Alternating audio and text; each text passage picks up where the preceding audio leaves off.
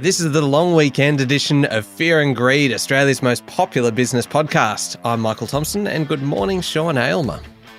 Good morning, Michael.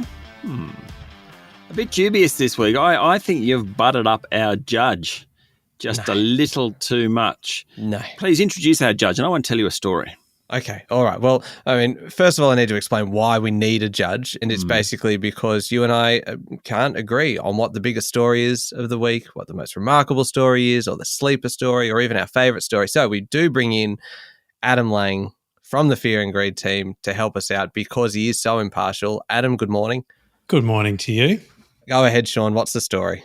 What I have realised, Michael, is that you have been sending gifts to Adam and his family behind my back. So Adam's role is to decide whether you've got the biggest story or I've got the biggest story, remarkable sleeper favourite, as you explained it. What I found out this week is you've been giving him largesse. Okay. Yes, guilty, but I don't think it's going to butter Adam up at all because... I don't know, Michael. I don't know about Adamski. I think maybe it will butter him up. Well, no, I'll tell you why. Because look, they were baked goods that we sent to Adam's house because, unfortunately, COVID has hit Adam's household, and we wanted to send some baked goods just to kind of brighten the spirits. Of course, Adam can't actually eat baked goods as a sufferer of celiac disease, so therefore, they probably actually had the opposite effect. Actually, this might be good for me. Adam, you better jump in here. Well, always neutral, but I must say that it was a lovely gift and the family, not me, the family appreciated it very, very much. Did you hear that? Not me. So that's right. Adam didn't appreciate it. Might have backfired there, Michael. Yeah. So I reckon we go into this. I reckon the attempt to kind of curry favour has probably backfired. So I reckon we're starting out at pretty neutral status. Fair enough. I'm happy. I'm more comfortable now knowing that you actually sent him baked goods. Just you wait next week, Adam. You can imagine what Sean's going to be sending you now. Now that the precedent has been set, an attempt There'll be red wine non-stop at your front door. Gluten-free. That's right. Red wine. Oh, the glorious gifts that you will receive. But let's jump into it because I am going to nominate the biggest story first of all, and because I've learnt from previous weeks that if you get in first with the biggest story, typically you win it, and also you get to reserve the biggest story of the week. And so this one is the obvious one. It is the first week of the election campaign. So obviously a lot's happened since then. Last Sunday, the Prime Minister visited the Governor-General, called the election, and then it was on. Between them, Scott Morrison and Anthony Albanese have been this week to Sydney, different parts of Sydney, the New South Wales South Coast, the Hunter region, Tasmania, Melbourne, Geelong, all over the place. And they're really only just kind of warming up. They've had policy announcements and discussions on Medicare, jobs, welfare payments, oil refineries, asylum seekers. So much has been covered. There's been hecklers, protesters. A wayward basketball hit the Prime Minister in the head, and the opposition leader couldn't name the unemployment rate. There has been so much happen. We're only 1 week in, 5 weeks to go, Sean. Until then, business is kind of in a bit of a holding pattern waiting to see what happens on election day. But, it's undeniable. The biggest story of the week, clearly, is the election campaign. I think you have a first mover advantage in this. I do. I'm glad. I'm happy to claim it. Yeah, well, look, I'll throw one in because Adam is a man who loves the economy. He trained as an economist as a youth. My story this week was the unemployment figures. The unemployment rate at 4% remains at its lowest level since 2008. 17,000 new jobs were created. The participation rate remains at record levels. Quite incredible. What's it all mean for interest rates? I reckon that there's more than a 50% chance now that interest rates will rise in June. The Reserve Bank will move on interest rates in June, and that means everyone's mortgage will increase. And that's really because of the strength in the labour market. Therefore, that's the biggest story of the week, I say. Hopefully, maybe. Yes, there's a lot of hope in your voice at the moment. Yeah, afraid so. Adam, you need to adjudicate this one. And look, we know which way this one's probably going to go. But can I just ask you a quick question? Do you use any kind of judging system? Are you taking notes, or are you giving us kind of marks and scores? Just paint us a picture. Okay, so look, I didn't want to use technically a spreadsheet or the keyboard, clacking away during this recording. So I have since been asked to judge impartially, felt it reasonable to draw up what looks like a spreadsheet on a piece of paper. Hang on. So you've gone old school. So you're drawing spreadsheets. Some doodle, some do little cartoons. I like to draw spreadsheets.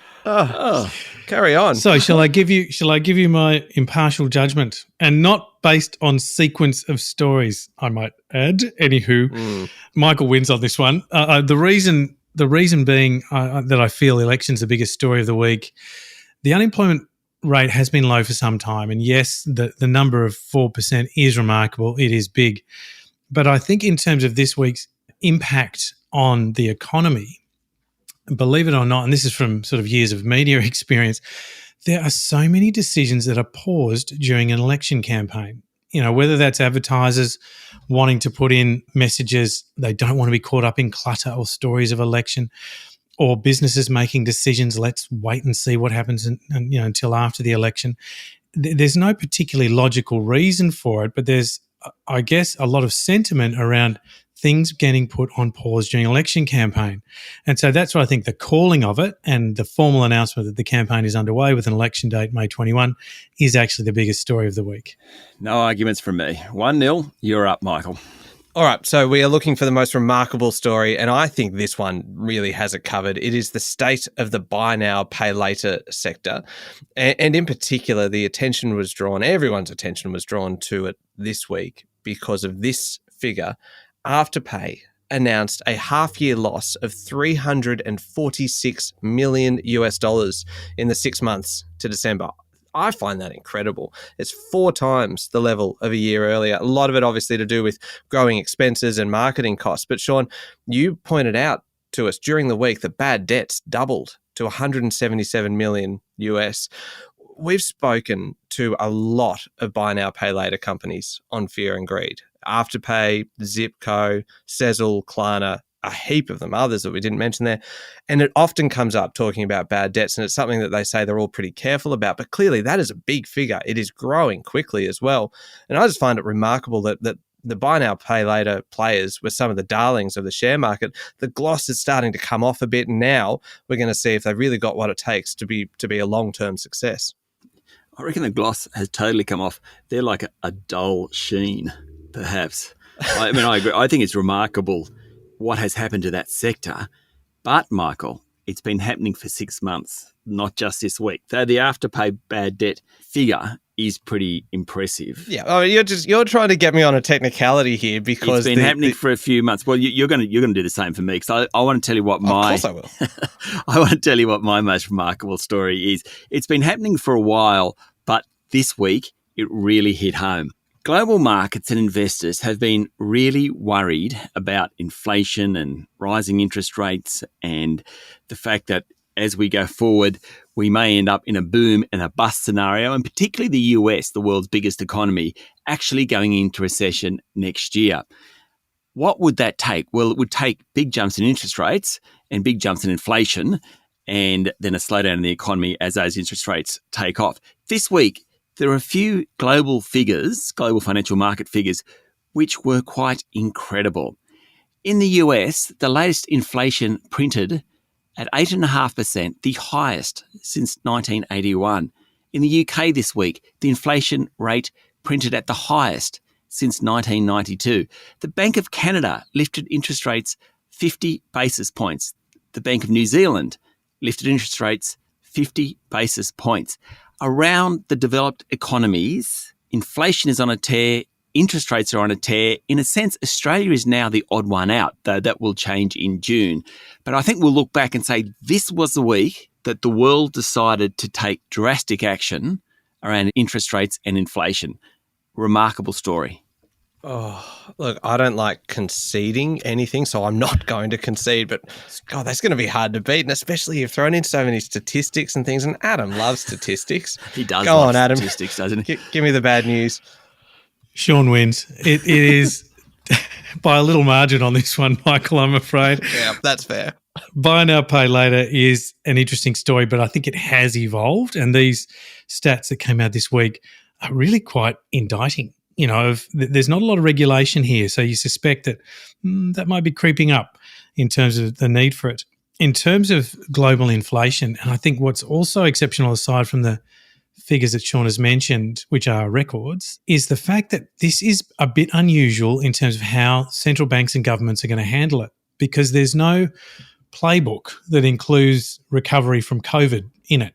We're used to globalization, we're used to automation, we're used to lots of different countries going through inflationary cycles before, but not with these sorts of impacts. And so how it gets handled in terms of interest rate tools and how they're used will be really interesting to watch. So, yeah, Sean for me wins the remarkable story of the week on that one. It feels like the economists are just ganging up on the non-economist here at the moment. But Did I sound a bit excited? You do. You both sound excited. I'll just leave you two for a minute just to calm down. We'll be back in a moment with the sleeper story of the week.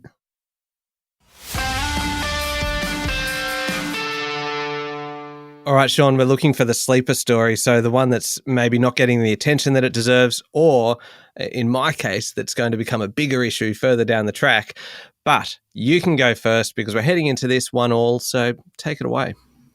Lithium, lithium, lithium. Hot, hot, hot. Now, lithium is used in batteries. This week, a couple of the leaders from the lithium companies came out and said, there's just not enough lithium to go around. All of a sudden, companies like Pilbara Minerals, Mineral Resources, Alchem, they are flying. All those companies I just mentioned are up hundreds and hundreds of % over the past few years. Now, 5 years ago, no one was talking about lithium. It was still about oil and gas and coal. Australia is the largest lithium producer in the world, in front of Chile and China. Suddenly, lithium is the hottest commodity in Australia, and that happened this week. No one's talking about it, though. The funny thing is, as lithium gets more expensive, this will be a great earner for the Australian economy going forward, not just this year and next year, but for decades to come, assuming they don't discover some sort of lithium-free battery. The demand looks insatiable at the moment. That's why it's a sleeper story of the week. Michael. Look, Sean, I'm going to take the high road here, and I'm not going to try and discredit. I'm not going to discredit your story. It's an admirable story, and I'm sure Adam will find enough reasons to discredit it himself. I'm going to nominate a far better sleeper story, and look, it won't be much though of a sleeper story for anybody who's renting at the moment or someone who's looking for a property to rent. I'm talking about the fact that rents have soared in the last year, and I mean really soared. They're up an annualized rate of around 12% in the cities. In Brisbane, they're up 21%. Sydney's up 19%. So why is it a sleeper? Well, there's two reasons. Number one, remember back in the first year of the pandemic, rents actually fell back. Vacancy rates were higher. Landlords had to reduce rents to try and fill them. Major reversal since then. In fact, in some towns, the vacancy rate's actually at zero, which I find quite incredible. But the main reason why it's a sleeper story is because this is going to the cost of living issue that we have been talking about, but this is really a new element that's kind of come out this week. But you add it all together. You put in the cost of food, the cost of electricity, petrol prices, and now toss in rents as well. Put it all together, and how both political parties respond to this could help decide the outcome of the election in 5 weeks' time. So really, it is the very definition of a sleeper story. Adam. Michael. So in this instance, both are excellent sleepers. I think the one comment I would make through both of those stories is how lucky Australia has been with mineral wealth for decades, including this one. So lithium is a really interesting story. We found another thing that is in high demand, and it's going to help us. But in terms of its breadth of impact, it doesn't affect lots and lots of people, whereas rents actually impacts lots of people. It will go into consumer demand. It'll affect consumer sentiment, how wealthy people feel.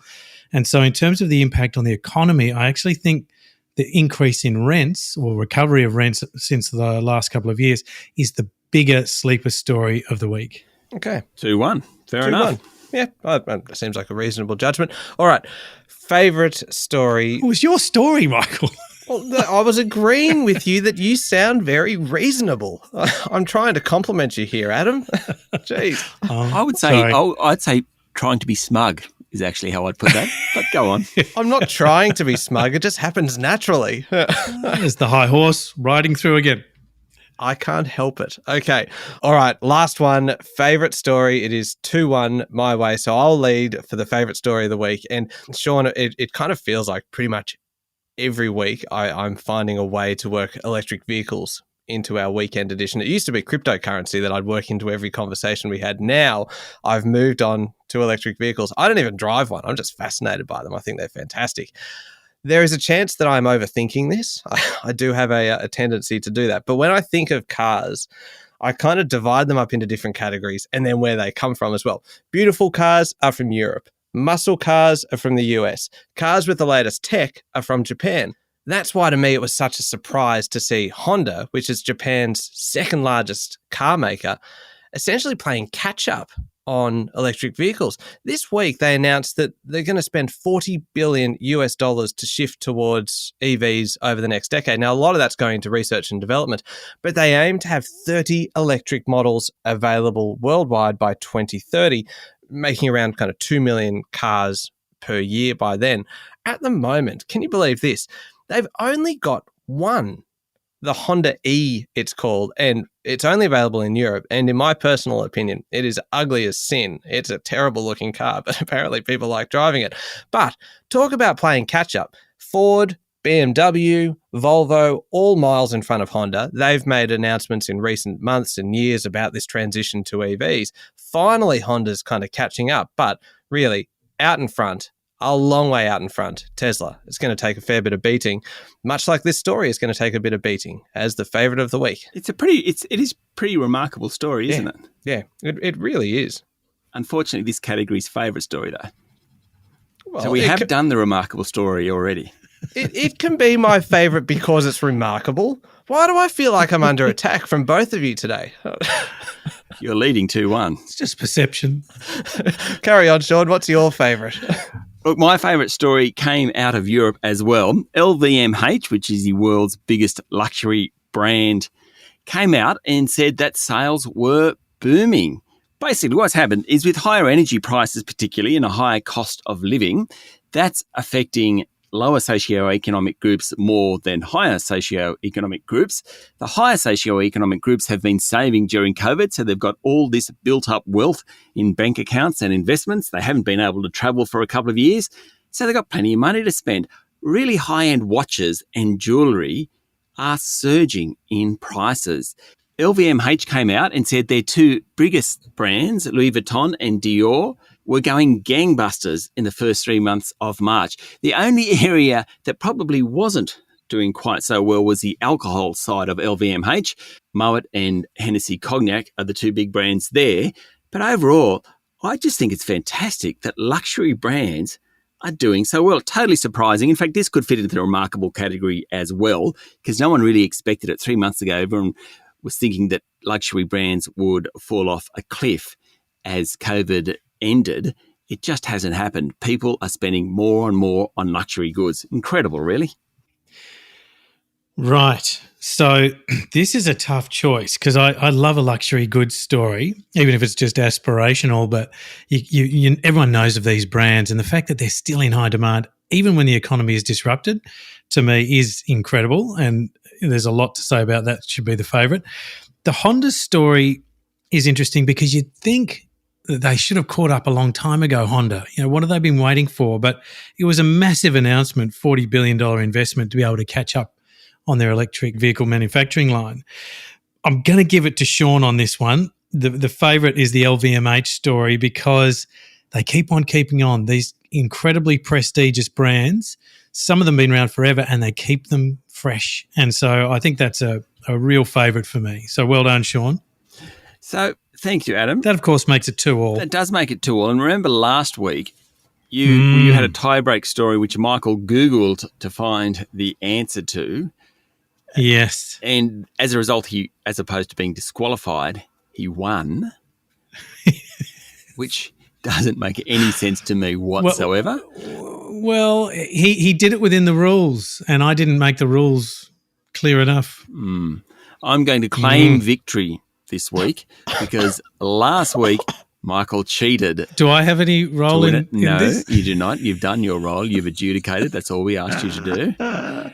This week, I will cheat and claim victory. Thank you very much. Oh, well, Sean, you are the Lance Armstrong of the weekend edition. You're all of your victories from this day forth will have a little asterisk next to them that says not a real win. But you know what? Your topics were good. Well, should we just say that stories were the winner on the day? The stories were the win. I think Adam was the best MVP for the day. Did you just award the victory to the judge? Yeah, pretty much. That is a poor reflection. It's 2 weeks in a row that the judge has done 2-2, which I think is appalling. I agree. So- You know what? All right, we need to wrap this up, but I will finish with a quick reminder about our weekly podcast called Safe Word by Fear and Greed, where the three of us have a lighter look at some of the business news around the place. It now lives on its own. It's moved out of the main Fear and Greed playlist. So you do need to search for it on your podcast platform. Just look for Safe Word by Fear and Greed on Apple Podcasts or on Spotify or wherever you listen to podcasts, and hit follow so you get it every week. It now comes out every Thursday. So that is Safe Word by Fear and Greed. Search for it and subscribe. You won't regret it. Thank you, Adam. Thank you, Michael. And thank you, Sean. Thank you, Michael. I'm Michael Thompson. Have a great long weekend.